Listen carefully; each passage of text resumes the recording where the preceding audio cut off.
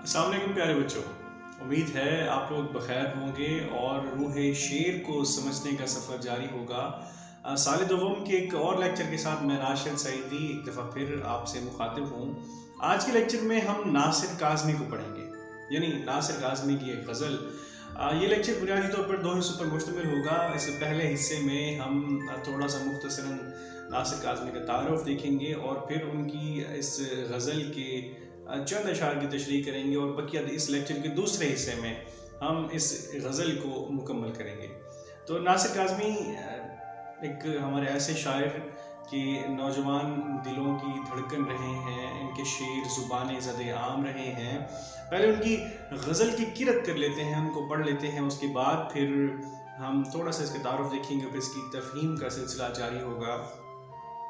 तो इसकी गज़ल पढ़ते हैं कि दिल में एक लहर सी उठी है अभी, एक ताज़ा हवा चली है अभी, और शोर बरपा है खानाए दिल में, शोर बरपा है खानाए दिल में, कोई दीवार सी गिरी है अभी, और भरी दुनिया में जी नहीं लगता, जाने किस चीज़ की कमी है अभी, और तू शरीके सुखन नहीं है तो क्या, हम सुखन तेरी खामोशी है अभी, याद के बेनिशान जजीरों से तेरी आवाज़ आ रही है अभी, और शहर की बेचराग गलियों में ज़िंदगी तुझको ढूंढती है अभी, और कि वक्त अच्छा भी आएगा नासिर, गम न कर ज़िंदगी पड़ी है अभी। देखिए अजीज़ बच्चों, आपने नासिर काज़मी की गज़ल सुनी। थोड़ा सा हम उनका तारुफ देखते हैं कि नासिर काज़मी वो नासिर काज़मी जो कि मुश्तरका हिंदुस्तान के शहर अम्बाला में पैदा हुए 1925 को, और सैयद घराने में पैदा हुए। उनका नाम सैयद नासिर रज़ा रखा गया, जो कि बाद में उन्होंने नासिर काज़मी अपना तख़ल्लुस रखा और इसे कलमी नाम के तौर पर इस्तेमाल किया। अब इनकी वफ़ात लाहौर में हुई 1972 में, और देखें अम्बाला के रहने वाले थे, लाहौर में पढ़ने के लिए आए और फिर यूँ हुआ कि तकसीम का अमल शुरू हुआ, लौटे, दोबारा अम्बाला गए, लेकिन उन्हें वो शहर को मुल्क छोड़कर आना पड़ा। तो हिजरत का कर्ब जो है उनकी शायरी का एक बड़ा हिस्सा है। हिजरत, उसके तजुर्बात और उनके असरात उनकी शायरी पर, उनकी शख्सियत पर हम तरीक़ा से देख सकते हैं, उन्हें महसूस कर सकते हैं। और पूरी शायरी में हिजरत और उससे जुड़े हुए जितने भी तजुर्बात हैं वो हम इसमें देख सकते हैं। देखिए उनकी शायरी की खसूसियात में हिजरत देखिए उनका सबसे जो बड़ा मौजू है, और इसके साथ साथ देखिए रात, तन्हाई, याद, उदासी। तो ये तन्हाई और उदासी का शायर, रातों को जागने वाला शायर, और इनके जो गम है, ये इनके बड़े बड़े मौज़ूआत हैं। और देखिए माशरती इंतशार को जो इन्होंने महसूस किया उसे अपनी शायरी में समोया। अक़दार की शिकस्त रेख के जो हिजरत के बाद आए पाकिस्तान बनने में, और यहाँ पे आकर जो इन्होंने अक़दार की शिकस्त रेख देखी, और ख़ास तौर पर शनाख्त के हवाले से एक बड़ा मसले का उन्हें सामना करना पड़ा। तो ये वो चीज़ें थी जो इनकी जहन पर असरअंदाज हुई, और वही चीज़ें बयान ही इनकी शायरी में भी दर आई हैं। तो इनकी जो शायरी की किताब है बरगे नए, इनकी मारूफ किताब है, उसके बाद दीवान। तो दीवान इनकी गज़लियात का मजमुआ है, बहुत ही खूबसूरत किस्म की शायरी उसमें है। और पहली बारिश उनकी किताब है, निशात ख्वाब और सुर की छाया, ये उनकी चंद किताबें हैं। तो अब दीवान में से आपकी गज़ल ली गई है, हमने इसे किरत की, अब इसकी तफ़हीम की कोशिश करते हैं। हम पहले शेर की तरफ आते हैं कि दिल में एक लहर सी उठी है अभी, एक ताज़ा हवा चली है अभी। देखें पहले हम समझते हैं कि लहर उठना किन मानों में है, और फिर ताज़ा हवा चलने से क्या मुराद है। अब देखें, अब एक देखें दिल है, दिल कैफियत का मजमुआ। बायोलॉजी में होता रहे पंपिंग आर्गन, लेकिन हमारे यहाँ तो ये जज्बात, कैफियत और एहसासात का मजमुआ है दिल। तो अब जो दिल है, दिल में एक लहर उठी है। अब लहर कई वजह से उठ सकती है, ये गम की वजह से भी हो सकती है, खुशी के बायस भी हो सकती है। लेकिन जब हम इस शेर का दूसरा मिसरा पढ़ते हैं कि एक ताज़ा हवा चली है अभी, तो फिर हमें एहसास होता है कि जो ताज़ा हवा की बात है تو جو تازہ ہوا ہے وہ کہیں خوشی کا باعث ہے، کہیں اطمینان کا باعث ہے. یہاں پہ افسردگی یا وہ دوسری کیفیات نہیں ہیں، بلکہ یہ جو لہر کا اٹھنا ہے یہ دراصل کوئی اچھی یاد آنے کی علامت ہے یا پھر اچھی کیفیت ہے. دیکھیں شعر سنیے کسی شاعر نے کہا کہ پھر نظر میں پھول مہکے دل میں پھر شمع جلیں، پھر نظر میں پھول مہکے دل میں پھر شمع جلیں، پھر تصور نے لیا اس بزم میں جانے کا نام. تو جب اچھی محفلیں یاد آ جائیں، جب اچھے لوگ یاد آئیں، تو پھر کیوں نہ دل میں ٹھنڈی اور تازہ ہوائیں چلنے لگیں. تو دل تھا اداس عالم غربت کی شام تھی، کیا وقت تھا کہ تجھ سے ملاقات ہو گئی. دیکھیں آپ تنہا ہیں، آپ اداس ہیں، آپ کی دن بھر دھندوں میں کھوئے رہے ہیں، لیکن شام کو جب آپ بیٹھیں گے ذرا سی فرصت میسر ہوگی تو کوئی اچھی یاد آئے گی اور آپ کے خیالات کو مہکا کے چلی جائے گی. تو ٹھنڈی ہوائیں اس وقت چلتی ہیں جب آپ کے دل میں کوئی اچھی یادیں ابھرتی ہیں، بلکہ کہ وہ یاد جو آتی ہے تو آپ کی جو توانائیاں بحال کر جاتی ہے. وہ یاد جب آتی ہے تو پھر آپ اگر بیمار ہیں تو آپ کو شفا بخش دیتی ہے. وہ یاد جو کہ صحراؤں میں ٹھنڈے جھونکے کا کام کرتی ہے، تو وہی یاد ناصر کاظمی کو آئی اور دیکھیں انہیں تازہ ہوا چلتی ہوئی محسوس ہوئی، دل میں لہریں سے اٹھتی محسوس ہوئی. اسی جذبے کو فیض نے بھی بڑا کمال طریقے سے اپنے قطعے میں بیان کیا ہے کہ رات یوں دل میں تیری کھوئی ہوئی یاد آئی، جیسے ویرانے میں چپکے سے بہار آ جائے، جیسے صحراؤں میں ہولے سے چلے باد نسیم، جیسے بیمار کو بے وجہ قرار آ جائے. تو دیکھیں ایسی یادیں جو بے قرار دل کے لیے قرار ہوں، جو اداس دل کے لیے بھی فرحت کا پیغام ہو، جو دکھی چہروں پر تبسم لے کر آئیں، تو یقیناً وہ ایک ٹھنڈے جھونکے کی طرح ہوا کی طرح آئیں گے، دل کو شاد کر جائیں گے. تو ناصر کاظمی وہ جو ہجرت کا مارا ہوا شخص، وہ جو اپنوں کو یاد کرتا ہوا شخص سے کہیں بیٹھتا ہوگا اور موجودہ زمانے کی تلخیوں کو جب محسوس کرتا ہوگا تو پرانے زمانے اس امبالہ کی گلیوں کی جو یاد ہے وہ ٹھنڈی ہوا کے جھونکے کی طرح آتی ہوگی، تو ان کے دل کو مہکاتی ہوگی. تو اس شعر میں اس کیفیت کا بیان ہے. اب چلتے ہیں اگلے شعر کی طرف. شور برپا ہے خانہ دل میں، کوئی دیوار سے گری ہے ابھی. دیکھیے اب غزل ہے اور دیکھیں کس طرح غزل کے جو معنی اور اس کی جو صورتیں ہیں ناصر کاظمی کی غزل میں سامنے آتی ہیں. لیکن ناصر کاظمی کی غزلیں ایک تو ویسے بھی من بھاونی قسم کی، من موہنی قسم کی، اور چھوٹی بحروں والی جسے آپ پڑھتے جائیں اور آپ کے دلوں میں اترتی چلی جائیں.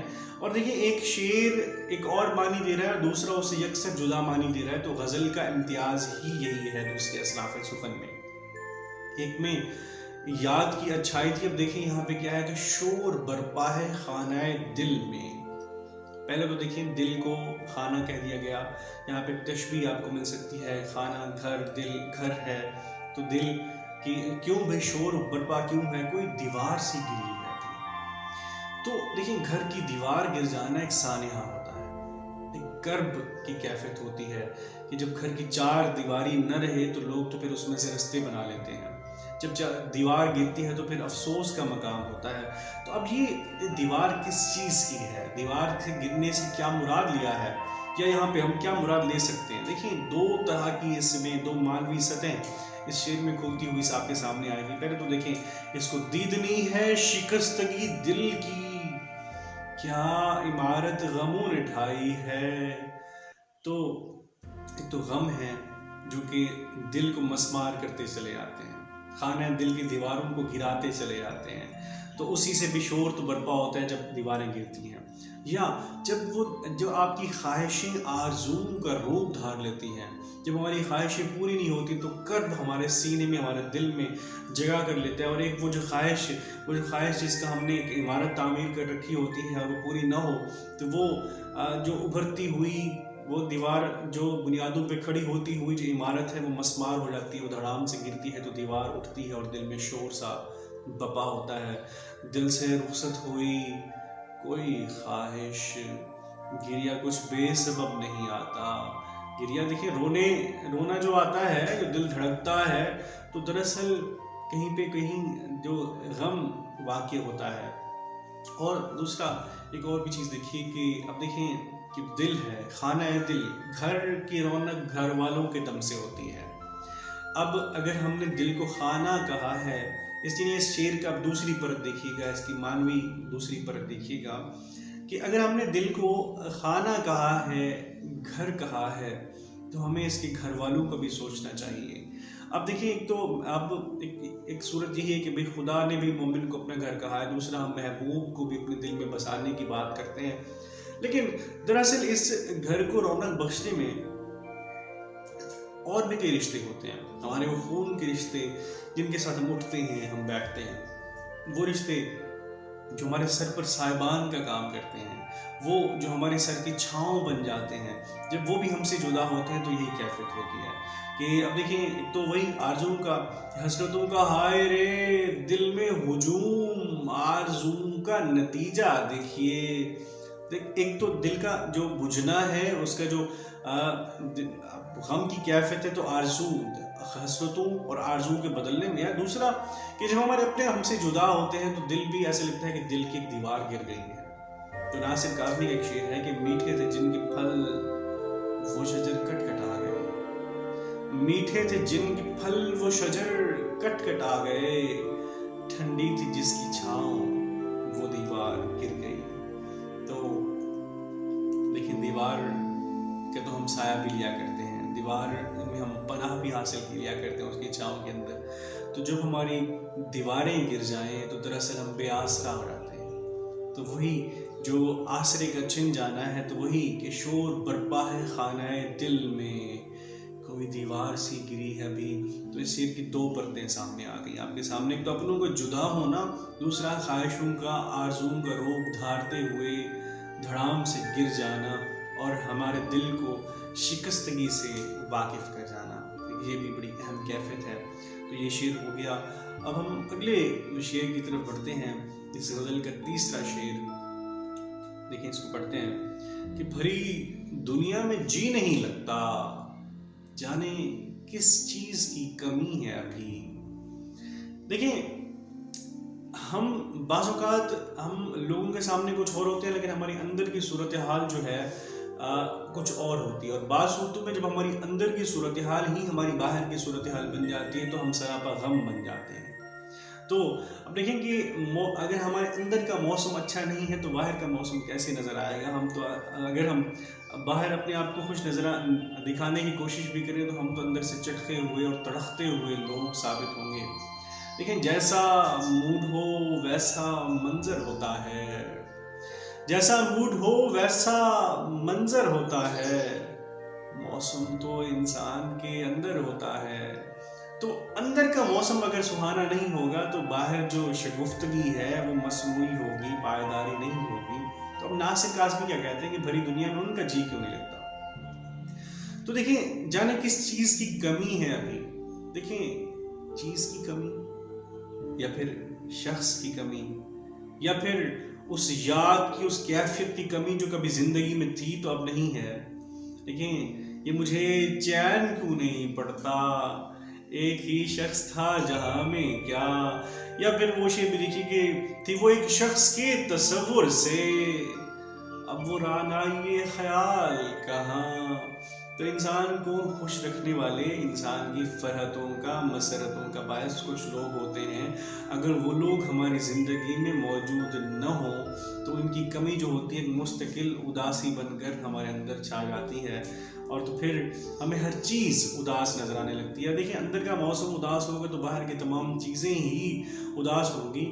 دیکھیں انسان کی خوشی اس وقت ہوتی ہے جب اس کے اندر وہ کوئی کسی قسم کی کمی نہ محسوس کر رہا ہو۔ جب کسی بھی قسم کی کوئی کمی ہے تو اگر وہ واقعہ ہونا شروع ہو جائے تو پھر انسان اندر باہر اسے غم ہی نظر آئے گا، اور اگر اندر کا شہر ویران ہوگا تو باہر کا بھی تو ایسا نظر آئے گا۔ دیکھیں کہ وہ دل تو میرا اداس ہے ناصر، شہر کیوں سائیں سائیں کرتا ہے۔ تو دیکھیں اندر کی ویرانی باہر کی رونقوں پر غالب آ جاتی ہے، پھر باہر کی رونقیں بھی ہمیں سوائے اداسی کی کچھ نظر نہیں آتی، اور اگر ایسا ہو تو پھر دیکھیں بقول ناصر کاظمی ہی ہمارے گھر کی دیواروں پہ ناصر اداسی بال کھولے سو رہی ہے. تو پھر جب اندر تاریکی ہو، اندر سنسانی ہو، اندر ویرانی ہو، دل میں رونقیں نہ ہوں، دل میں جذبے مان پڑ جائیں تو باہر چہرے پر بھی اور باہر کی دنیا میں بھی کسی قسم کی رونق نظر نہیں آتی. تو بھری دنیا ہو تب بھی آپ تنہا ہیں، آپ ہجوم میں ہیں پھر بھی آپ تنہا ہیں، اب محفل میں ہیں تب بھی آپ اکیلے ہیں.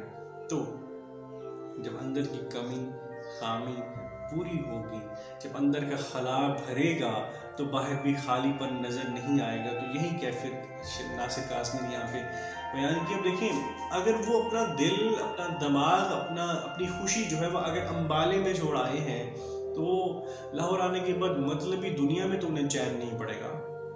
اب انہیں بھئی نفسا نفسی میں پڑے لوگ اور جائیدادوں کو لوٹنے کھسوٹنے والے، جو سفر کر کے آنے والے، ہجرت کر کے آنے والوں کے سامان پر بری نظر رکھنے والوں کے درمیان تو چین نہیں ملے گا.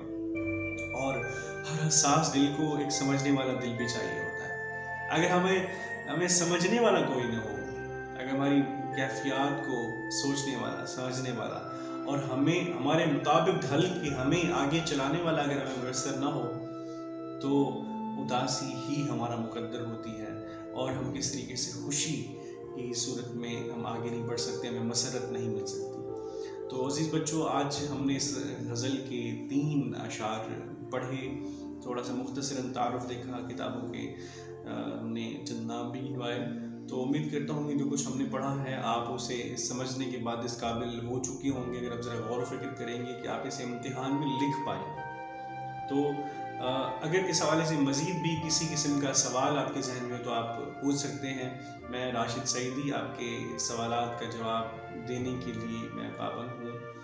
تو امید کرتا ہوں کہ اگلے لیکچر میں اسی غزل کے دوسرے حصے کے ساتھ دوبارہ ملاقات ہوتی ہے. اجازت دیجیے. اللہ حافظ. بہت شکریہ.